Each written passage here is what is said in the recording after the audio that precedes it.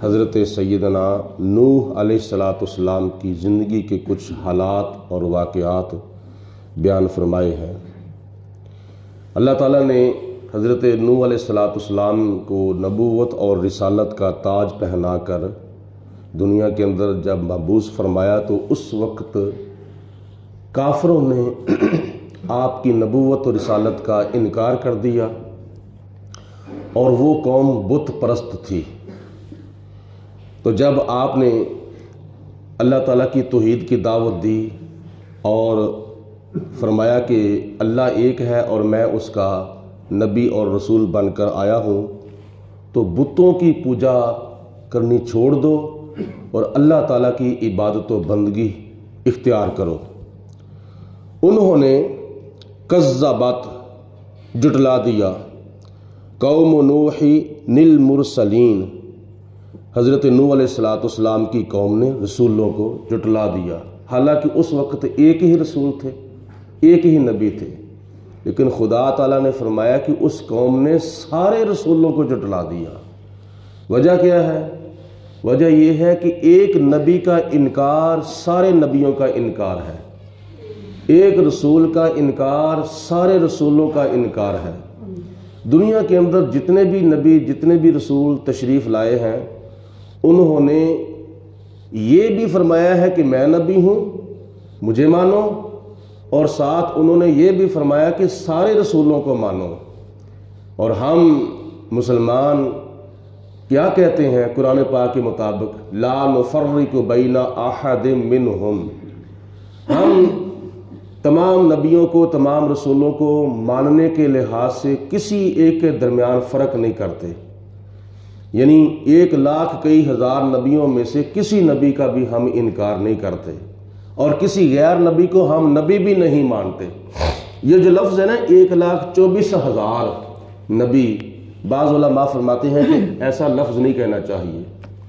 1,24,000 نبی دنیا میں تشریف لائے ہیں، یہ 1,24,000 والا جو لفظ ہے نا یہ نہیں استعمال کرنا چاہیے، بلکہ کہنا چاہیے کہ 1,00,000 کئی ہزار نبی دنیا میں تشریف لائے ہیں۔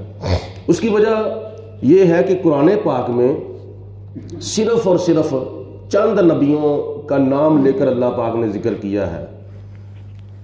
1,00,000 کئی ہزار نبیوں میں سے 100 نبی کا نام بھی قرآن پاک میں نہیں ہے۔ اشارتاً تو سب نبیوں کا ذکر موجود ہے، کنایتاً تو سب نبیوں کا رسولوں کا ذکر موجود ہے، لیکن صراحتاً اور نام لے کر اللہ پاک نے تقریباً 26 نبیوں کا ذکر کیا ہے۔ تو اگر کوئی بندہ کہے کہ 1,24,000 نبی دنیا میں تشریف لائے ہیں، تو ممکن ہے کہ ایک نبی زیادہ ہو۔ 1,24,000 میں سے ایک نبی کا بھی انکار کر دینا کفر ہے، بندہ مسلمان نہیں رہتا۔ تو اگر یہ قید لگا دی جائے کہ 1,24,000 نبی ہیں، تو ممکن ہے کہ ایک نبی اس سے زیادہ ہو تو اس کی نبوت کا انکار ہو گیا، تو یہ بھی کفر ہے۔ اگر 1,24,000 میں سے کوئی ایک نبی کم ہو تو 24,000 کا کہہ دینا، ممکن ہے کہ ایک نبی کم ہو تو غیر نبی کو بندہ نبی مان لے، تو یہ بھی کفر ہے۔ ہمارا اہل اسلام کا یہ عقیدہ ہے کہ 1,00,000 کئی ہزار نبیوں میں سے کسی نبی کا انکار کرنا کفر ہے، اور کسی غیر نبی کو نبی ماننا یہ بھی کفر ہے، دونوں صورتوں میں کفر ہے۔ تو مطلق لفظ بولا جائے 1,00,000 کئی ہزار نبی دنیا میں تشریف لائے ہیں۔ تو قوم نوح نے اپنے وقت کے نبی کا انکار کرنے کے ساتھ انڈائریکٹ سارے نبیوں کا انکار کر دیا۔ ہم حضرت عیسیٰ علیہ السلام کا انکار کر کے مسلمان نہیں رہ سکتے، حضرت موسیٰ علیہ السلام کا انکار کر کے مسلمان نہیں رہ سکتے۔ عیسائی جو ہیں وہ ہمارے نبی کا انکار کر کے عیسائی رہ سکتے ہیں، یہودی ہمارے نبی کا انکار کر کے یہودی رہ سکتے ہیں، لیکن ہماری فراخ دلی یہ ہے کہ ہم سارے نبیوں کو مانتے ہیں، اور کلمہ ہم اپنے آخری نبی آخری رسول حضرت محمد مصطفیٰ صلی اللہ علیہ وسلم کا پڑھتے ہیں۔ تو اس لیے اس بات سے یہ سبق ملتا ہے کہ قوم نوح نے سب رسولوں کو جھٹلا دیا۔ اذ قال لہم، جب اللہ کے نبی حضرت نوح علیہ السلام نے ان کو ارشاد فرمایا، اخوہم نوح، جو کہ ان کے ہم قوم رسول تھے، ہم قوم نبی تھے، الا تتقون، کیا تم اللہ تعالیٰ سے ڈرتے نہیں ہو؟ یہ جو لفظ ہے نا الا تتقون، کیا تم اللہ کی ذات سے ڈرتے نہیں ہو؟ جب نوح علیہ السلام نے دیکھا یہ قوم بتوں کی پوجا کرتی ہے جو کہ عبادت کے لائق نہیں، بلکہ بتوں کی عبادت کرنا شرک ہے، کفر ہے، پیدا تمہیں کسی نے کیا ہے اور عبادت تم کسی کی کرتے ہو۔ جیسے مثال کے طور پر امیہ نامی کافر جو تھا نا مکے کے اندر، امیہ نامی کافر جس نے حضرت بلال حبشی رضی اللہ تعالیٰ عنہ کو خریدا تھا، تو جناب بلال حبشی رضی اللہ تعالیٰ عنہ اس کی ملکیت میں تھے، تو اس کے غلام ہونے کے باوجود حضرت بلال حبشی ہمارے نبی پاک صلی اللہ علیہ وسلم کا کلمہ پڑھتے تھے اور کہتے کیا تھے؟ اللہ احد ورسولہ احمد، اللہ ایک ہے اور احمد اس کا رسول ہے۔ تو امیہ نامی کافر کو یہ گوارا نہیں تھا کہ غلام میرا ہو، کھاتا مجھ سے ہو، پیتا مجھ سے ہو، رہتا میرے پاس ہو، تو کلمہ نبی کا پڑھے اور عبادت خدا کی کرے، یہ تو نہیں ہو سکتا، یعنی اس سے گوارا نہیں تھا۔ تو جس وجہ سے وہ حضرت بلال حبشی پر بہت ہی ظلم کرتا تھا، ظلم نہیں بلکہ ظلم کی انتہا کرتا تھا۔ تو جناب نوح علیہ السلام کو بھی یہ گوارا نہ ہوا کہ پیدا تمہیں کسی نے کیا ہے، کھانے کے لیے تمہیں کوئی اور ذات دیتی ہے، پینے کے لیے تم کوئی اور ذات دیتی ہے، پہننے کے لیے، رہنے کے لیے یہ نعمتیں خدا تعالیٰ کی ذات نے تمہیں دی ہیں، تو پوجا تم بتوں کی کرتے ہو۔ بت تمہیں کیا دیتے ہیں؟ بت تمہاری کیا سنتے ہیں؟ بت تمہارے ساتھ کیا سلوک کرتے ہیں؟ نہ وہ تمہیں نفع دیتے ہیں، نہ وہ تمہیں نقصان دیتے ہیں۔ اگر تم ان کی عبادت کرو تو وہ تمہیں فائدہ نہیں دیتے، اگر تم ان کی عبادت نہ کرو تو وہ تمہیں نقصان نہیں پہنچا سکتے، کیا تم بتوں کی پوجا کرتے ہو؟ تو جناب نوح علیہ السلام نے ان کو جھنجھوڑا، تنبیہ فرمائی، الا تتقون، کیا تم ڈرتے نہیں ہو اللہ تعالیٰ کی ذات سے؟ انی لکم رسول امین، بے شک میں تمہارے لیے امانت دار رسول بن کر آیا ہوں۔ میں رسول بھی بن کر آیا ہوں، اور کون سا رسول؟ امانت دار۔ میں کچھ جھوٹا رسول نہیں ہوں، میں کچھ جھوٹا نبی نہیں بن کر آیا، میں اللہ کا سچا نبی بن کر آیا ہوں، کیونکہ نبی پاک علیہ السلام نے ارشاد فرمایا کہ سچ امانت ہے اور جھوٹ خیانت ہے، تو خیانت سے بچنا چاہیے اور امانت داری اختیار کرنی چاہیے۔ یہ حضور کی حدیث پاک ہے، سچ بولنا امانت اور جھوٹ بولنا خیانت ہے۔ جس طرح بندہ اپنے پاس کسی کی امانت رکھے اور اس امانت کو رکھ کر اس کی حفاظت کرے اور اس امانت کو ادا کر دے، تو یہ اس کی امانت داری ہوئی۔ اگر اس کے پاس امانت رکھی جائے تو وہ امانت کے اندر خیانت کر دے، تو یہ کیا نام ہے، بہت بری عادت ہے، بلکہ منافق کی 4 علامتوں میں سے ایک علامت ہے کہ جب اس کے پاس امانت رکھی جاتی ہے تو وہ امانت کے اندر خیانت کرتا ہے۔ یہ نبی پاک علیہ السلام نے منافق کی نشانیوں میں سے ایک نشانی بیان فرمائی ہے۔ تو اللہ تعالیٰ کے رسول جتنے بھی دنیا کے اندر تشریف لائے ہیں سارے امانت دار، دیانت دار تھے۔ نوح علیہ السلام نے فرمایا، انی لکم، بے شک میں تمہارے لیے رسول بن کر آیا ہوں، اور کون سا؟ امین، امانت دار رسول بن کر آیا ہوں۔ تو یہ لفظ سن کر حضرت نوح علیہ السلام کی قوم کے جو لوگ تھے، اگرچہ وہ آپ کا کلمہ نہیں پڑھتے تھے، اگرچہ وہ آپ کو نبی نہیں مانتے تھے، لیکن ذاتی طور پر آپ کو وہ امانت دار ضرور مانتے تھے۔ رسول نہیں مانتے تھے لیکن امانت دار مانتے تھے۔ جس طرح مکے کے لوگ نبی کریم علیہ السلام کو صادق اور امین کہا کرتے تھے۔ امین، امانت کو ادا کرنا، یہ اللہ تعالیٰ کی ذات کو اتنی چیز پسند ہے، اتنی چیز پسند ہے کہ اللہ پاک اس کو اس کے بدلے بہت انعام عطا فرماتا ہے۔ قرآن مجید فرقان حمید کے اندر امانت داری کی بڑی ترغیب دلائی گئی ہے۔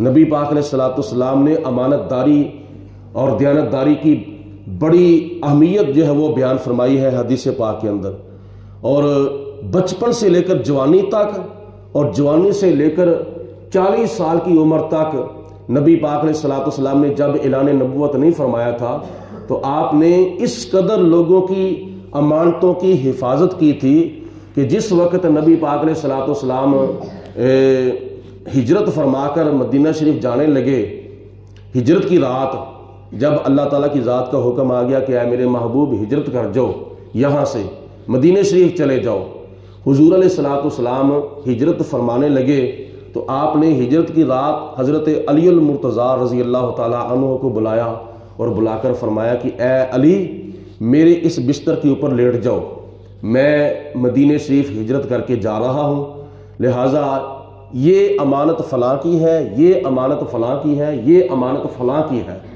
تو یہ ان کی امانتیں ادا کر کے تم بھی میرے پیچھے پیچھے مدینہ شریف آ جانا۔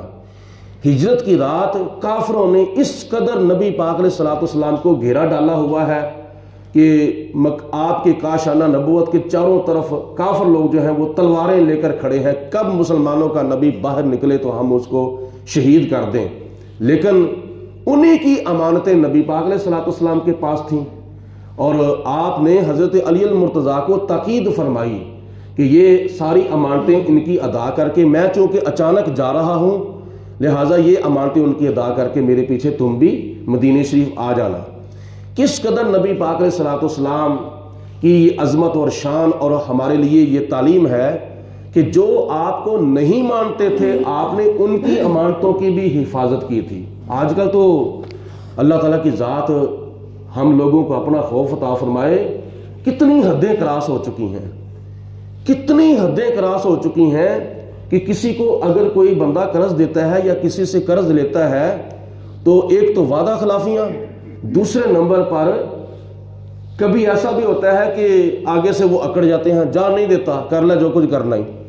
یہ کیا معاملہ ہوا بھئی؟ تیرے ساتھ اس نے نیکی کی ہے تو نیکی کا یہ مطلب تو نہیں ہے کہ تو اس کو پریشان کرے۔ خدا کی ذات بابرکات نے قیامت کے دن حقوق اللہ کا حساب بھی لینا ہے اور حقوق العباد کا حساب بھی لینا ہے۔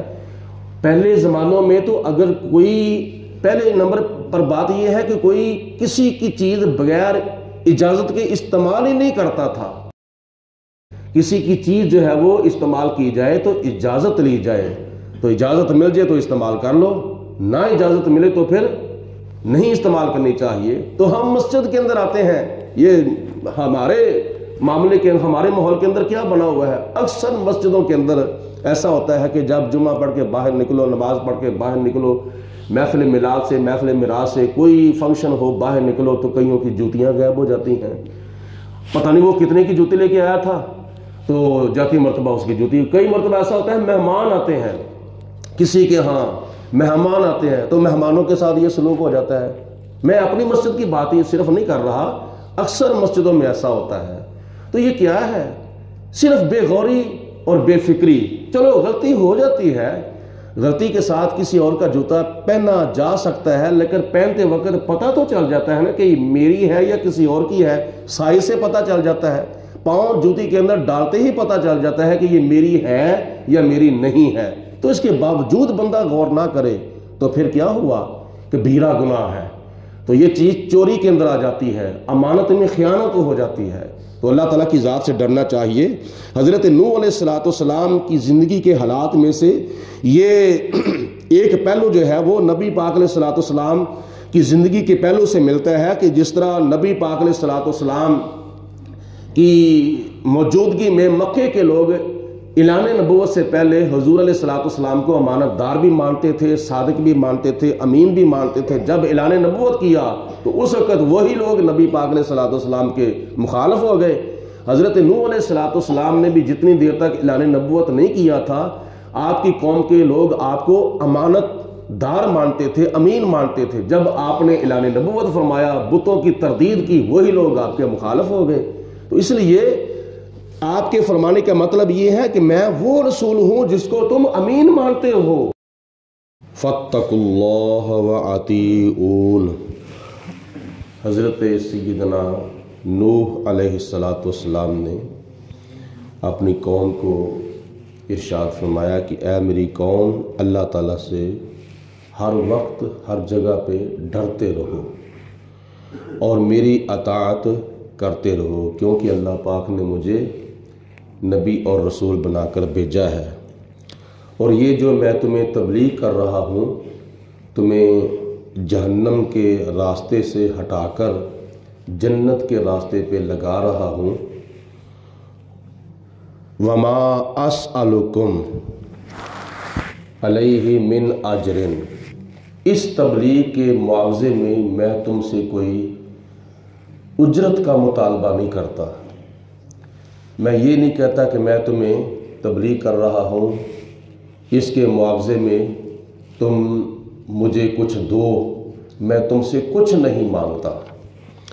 وما اسألکم، میں تم سے کوئی سوال نہیں کرتا، کچھ تم سے مانگتا نہیں ہوں، علیہ، اس پر، کس پر؟ اس تبلیغ پر، من اجر، کوئی بھی اجرت، ان اجریہ الا علی رب العالمین، اس کا اجر جو ہے وہ صرف اور صرف اس رب العالمین پر ہے جو تمام جہانوں کو پالنے والا ہے، یعنی مجھے اس تبلیغ کا اجر اللہ پاک عطا فرمائے گا۔ تو میں تم سے یہ مطالبہ نہیں کرتا، مگر میرا مطلب یہ ہے کہ تم اللہ کو ایک مان لو اور مجھے اللہ کا نبی مان لو، شیطان کے راستے سے بچ جاؤ، رب رحمان کے راستے پہ لگ جاؤ۔ فاتقوا اللہ واطیعون، اور اللہ تعالیٰ سے ڈرو اور میری اطاعت کرو۔ قالو، انہوں نے آگے سے جواب دیا، قوم نوح نے آگے سے جواب دیا، انؤمن لک، کیا ہم تجھ پر ایمان لے آئیں، واتبعک الارذلون، حالانکہ تمہارے اوپر ایمان تو گھٹیا قسم کے لوگ لے کے آئے ہیں، تمہیں نبی اور رسول مانا ہے تو گھٹیا قسم کے لوگوں نے مانا ہے، اور تم نے نکمے لوگوں کو اپنا کلمہ پڑھایا ہے۔ ان کا مطلب یہ تھا کہ تمہیں نبی مانا ہے تو وہ جو اعلیٰ قسم کی برادریاں ہوتی ہیں ان میں سے کسی نے بھی نہیں مانا، جو نیچے طبقے کی برادریاں ہیں انہوں نے تمہیں نبی مانا ہے۔ اور بعض مفسرین نے لکھا ہے کہ قوم نے آگے سے کہا کہ جنہوں نے تمہیں نبی مانا ہے انہوں نے تمہیں صرف اور صرف زبان سے نبی مانا ہے، دل سے نبی نہیں مانا، اوپر سے تیرا کلمہ پڑھا ہے۔ تو حضرت نوح علیہ السلام نے ان باتوں کا جواب دیا، قال وما علمی بما کانوا یعملون، جناب نوح علیہ السلام نے فرمایا کہ مجھے ان سے یہ غرض نہیں ہے کہ یہ گھٹیا قسم کے لوگ ہیں یا انہوں نے اوپر سے کلمہ پڑھا ہے۔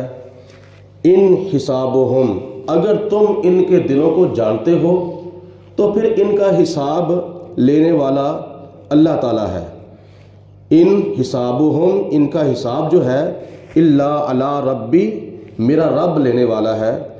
لو تشعرون، اگر تمہیں کچھ سمجھ ہے تو سمجھ جاؤ، اگر تمہیں کچھ عقل ہے تو اس بات کو سمجھ جاؤ۔ یہ قوم کے لوگوں نے آگے سے جواب دیا کہ ہم آپ کا کلمہ نہیں پڑھیں گے، کیونکہ آپ کا کلمہ پڑھنے والے گھٹیا قسم کے لوگ ہیں یا اوپر سے کلمہ پڑھنے والے ہیں۔ حضرت نوح علیہ السلام نے فرمایا کیا تم ان لوگوں کے دلوں کو جانتے ہو؟ اگر تم جانتے ہو تو پھر ان کا حساب اللہ تعالیٰ لینے والا ہے۔ میں کون ہوں ان کا حساب لینے والا؟ میرا تو بس کام ہے ان تک اللہ کا پیغام پہنچا دینا۔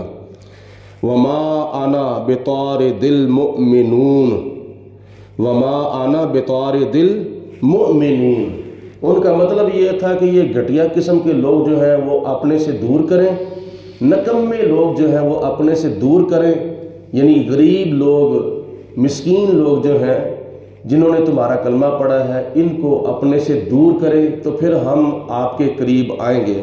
تو جناب نوح علیہ السلام نے فرمایا وما انا بطارد المؤمنین، میں اپنا کلمہ پڑھنے والوں کو اپنے سے دور نہیں کروں گا، یہ غریب لوگ ہیں یا مسکین ہیں یا گھٹیا قسم کے ہیں، جس طرح کے بھی ہیں، یہ میرے ہیں میرا کلمہ پڑھنے والے ہیں، میں ان کا نبی ہوں، لہٰذا میں کیوں ان کو اپنے سے دور کروں؟ اور یہی نظریہ کفار مکہ کا تھا۔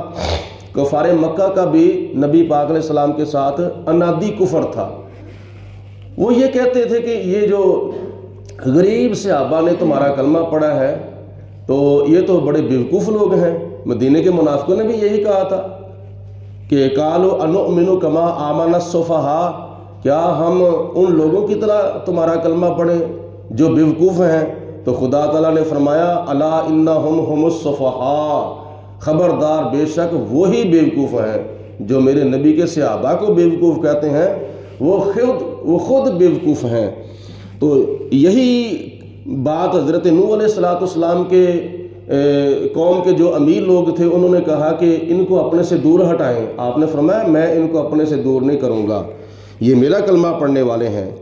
ان انا الا نذیر مبین، میں تو صرف ان کو جہنم کے عذاب سے صاف صاف واضح طور پر ڈرانے والا ہوں۔ قالو، پھر انہوں نے آگے سے جواب دیا لَإِن لَّمْ تَنْتَهِ یا نوح، اے نوح علیہ السلام اگر تم اس تبلیغ کرنے سے باز نہ آئے یا ہمارے بتوں کو برا کہنے سے باز نہ آئے، لَتَكُونَنَّ مِنَ الْمَرْجُومِينَ، تو آپ پھر ان لوگوں میں سے ہو جائیں گے جن کو سنسار کیا جاتا ہے، یعنی ہم آپ کو سنسار کریں گے، ہم آپ کو پتھر مار مار کر ہلاک کر دیں گے اگر تم اپنی اس تبلیغ سے باز نہ آئے یا تم نے غریب لوگوں کو اپنے سے دور نہ کیا تو ہم ایسا کر دیں گے۔ قال ربی انا قومی کذبون، حضرت نوح علیہ السلام نے اللہ کی بارگاہ میں عرض کی یا پروردگار عالم اس قوم نے یعنی میری قوم نے مجھے جھٹلا دیا ہے، فافتح بینی و بینہم فتحا، یا اللہ پھر میرے اور ان کے درمیان ایسا فیصلہ کر دے جو حتمی فیصلہ ہو، جو آخری فیصلہ ہو۔ مطلب یہ ہے کہ یا اللہ پاک ان کے اوپر عذاب بھیج دے تاکہ پتہ چل جائے ان کو سچا کون ہے جھوٹا کون ہے۔ فافتح بینی و بینہم فتحا، یا اللہ میرے اور ان کے درمیان ایسا فیصلہ کر دے کہ جو ان کو سمجھ آ جائے کہ میں اللہ تعالیٰ کا سچا رسول بن کر آیا ہوں، میں اللہ کا سچا نبی بن کر آیا ہوں۔ ونجی، یا اللہ مجھے، ونجنی، یا اللہ مجھے نجات عطا فرما، ومن معی من المؤمنین، اور یا اللہ جو میرے ساتھ مومن بندے ہیں، مومن مسلمان عورتیں ہیں، مومن مسلمان مرد ہیں، یا اللہ ان کو بھی نجات عطا فرما۔ فَأَنْجَيْنَاهُ، تو اللہ تعالیٰ فرماتا ہے پھر ہم نے ان کو نجات عطا فرمائی۔ حضرت نوح علیہ السلام کو بھی طوفان نوح سے نجات عطا فرمائی، وَمَن مَّعَهُ، اور ان کے ساتھ والے جو لوگ تھے تقریباً 90 کلمہ پڑھنے والے، ان کو بھی ہم نے نجات عطا فرمائی، طوفان نوح سے بچا لیا۔ کیسے؟ فِي الْفُلْكِ الْمَشْحُونِ، جب کہ وہ کشتی کے اوپر سوار تھے، جتنے لوگ کشتی کے اوپر سوار تھے سب کو اللہ پاک فرماتا ہے کہ ہم نے طوفان سے بچا لیا۔ ثم اغرقنا بعد الباقین، اور جو کشتی کے اوپر سوار ہونے والوں کے علاوہ باقی تھے جتنے بھی قوم کے لوگ تھے وہ سارے کے سارے تباہ ہم نے کر دیے، برباد کر دیے، ان کو طوفان نوح کے اندر ہم نے غرق کر دیا۔ ان فی ذالک لآیہ، اس واقعہ کے اندر بہت ہی سبق کی نشانی ہے، عبرت حاصل کرنے کی نشانی ہے۔ کن کے لیے؟ جو قرآن پاک پڑھتے ہیں، جو قرآن پاک سنتے ہیں، ان کے لیے اس واقعہ کے اندر بہت ہی سبق اور عبرت حاصل کرنے کی نشانی ہے۔ وما کان اکثرہم مؤمنین، اور ان کے جو اکثر لوگ ہیں وہ ایمان والے نہیں ہیں۔ وَإِنَّ رَبَّكَ، اے میرے حبیب علیہ السلام آپ کا رب، لَهُوَ الْعَزِيزُ الرَّحِيمُ، ضرور برضرور بہت ہی بے حد عزت والا ہے اور بے حد اپنے بندوں کے اوپر رحم کرنے والا ہے۔ ان آیات بینات میں اللہ پاک نے حضرت نوح علیہ السلام کی زندگی کے کچھ حالات بیان فرمائے ہیں، اور اللہ تعالیٰ ہم سب کو قرآن مجید پڑھ کر سن کر سمجھ کر عمل کرنے کی توفیق عطا فرمائے، دنیا اور آخرت کی کامیابیاں حاصل کرنے کی توفیق عطا فرمائے۔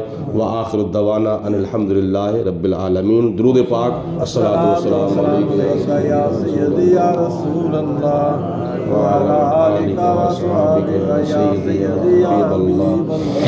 الصلاۃ والسلام علیک یا سیدی یا رسول اللہ وعلی آلک وصحبہ یا سیدی یا حبیب اللہ۔ اللہم صلی علی سیدنا و مولانا محمد معدن الجود والکرم وآلہ وصحبہ وبارک وسلم۔ ربنا آتنا فی الدنیا حسنۃ وفی الآخرۃ حسنۃ وقنا عذاب النار۔ اللہم اید الاسلام والمسلمین، اللہم اید الایمان والمؤمنین۔ یا اللہ پاک اپنا فضل و کرم، رحمتیں برکتیں ہم سب کے شامل حال فرما۔ یا اللہ دنیا اور آخرت کی کامیابیاں عطا فرما۔ قبر و حشر کے اندر نبی پاک علیہ السلام کی اور قرآن پاک کی ہمیں زیارت اور شفاعت نصیب فرما۔ محشر کے میدان میں عرش الہی کا سایہ اور نبی پاک علیہ السلام کی کالی کملی کا سایہ نصیب فرما۔ الہ العالمین ہم سب کو نبی پاک علیہ السلام کی سچی محبت اور حضور علیہ السلام کا سچا پیار عطا فرما۔ یا رب العالمین سب کے کاروبار میں مال جان میں برکت عطا فرما۔ یا اللہ پاک ہمارے احباب میں سے، رشتہ داروں میں سے، محلہ داروں میں سے جتنے بھی ہمارے مسلمان بہن بھائی بیمار ہیں، یا اللہ پاک ان سب کو شفاء کاملہ صحت عاجلہ عطا فرما۔ یا اللہ جو گھروں کے اندر یا ہسپتالوں کے اندر بستر علالت پہ لیٹے ہیں، زیر علاج ہیں، یا اللہ ان کا علاج ان کی زندگی کا اور ان کی شفا کا سبب بنا۔ یا رب العالمین تمام مسلمانوں کے لیے دنیا اور دین کے معاملات میں زیادہ سے زیادہ آسانیاں پیدا فرما۔ ربنا تقبل منا انک انت السمیع العلیم وتب علینا انک انت التواب الرحیم۔ یا اللہ پاک ہمارے ملک پاکستان کو اور تمام عالم اسلام کو، نبی پاک علیہ السلام کی ساری امت کو غیروں کی محتاجیوں سے محفوظ فرما۔ الہ العالمین ہم سب کو دنیا اور آخرت کی کامیابیاں عطا فرما، شیطان کے شر سے، نفس کے دھوکے، موت کی سختی، قبر کے عذاب، حشر کی شرمندگی، دنیا اور آخرت کی ذلت و رسوائی سے محفوظ فرما۔ صلی اللہ علی حبیبہ محمد و آلہ و صحابہ اجمعین برحمتک یا ارحم۔ مختلف موضوعات پر بیانات اور روزانہ کی بنیاد پر درس قرآن اور میرا لکھا ہوا نعتیہ کلام سننے کے لیے اس یوٹیوب چینل پیر جاوید القادری کو زیادہ سے زیادہ سبسکرائب کریں اور دوسرے احباب کے ساتھ شیئر کریں۔ شکریہ۔